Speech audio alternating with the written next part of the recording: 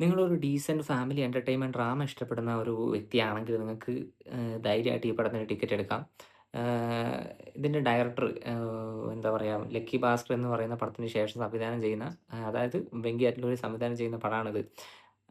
അപ്പം ആ ഒരു പടത്തിൽ നിന്നുള്ള ഒരു വ്യത്യസ്തമായ ജേണറിലാണ് ഈ പടം. അപ്പോൾ ആ പടത്തിലൊരു എക്സ്പീരിയൻസ് വെച്ച് ഇതിന് ആരും പോകാതിരിക്കുക. അതാണ് മെയിൻ തിങ് ആയിട്ട് പറയാനുള്ളത്.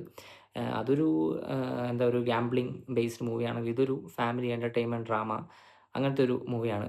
പിന്നെ ഇതിനാ ഇതിന്റെ പോസിറ്റീവ് തിങ്സ് പറയാനുള്ളത് ഇതിനകത്ത് ഒരുപാടുണ്ട്. അതായത് മെയിൻ ഇതിന്റെ പോസിറ്റീവ് തിങ്സ് എന്ന് പറയുന്നത് ഇതിന്റെ മ്യൂസിക് കമ്പോസർ ജി.വി. പ്രകാശാണ്.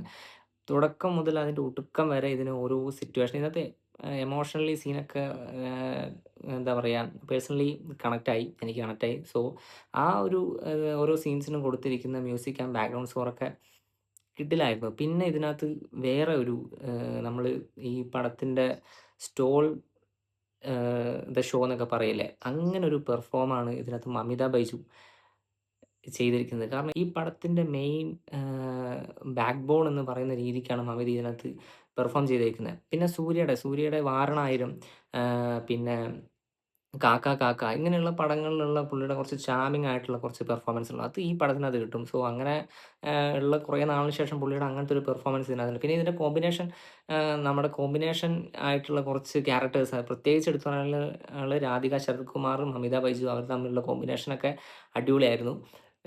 ഇതിന്റെ പിന്നെ സൂര്യ ആൻഡ് മമിത ബൈജു ഇവർ തമ്മിലുള്ള ജോഡിയും പടത്തിനായിട്ട് നന്നായിട്ട് വർക്കായിട്ടുണ്ട്. സോ ഫസ്റ്റ് ഹാഫിനെ അപേക്ഷിച്ച് സെക്കൻഡ് ഹാഫില് കുറച്ച് ഇടത്ത് ലാഗ് ഉണ്ട്.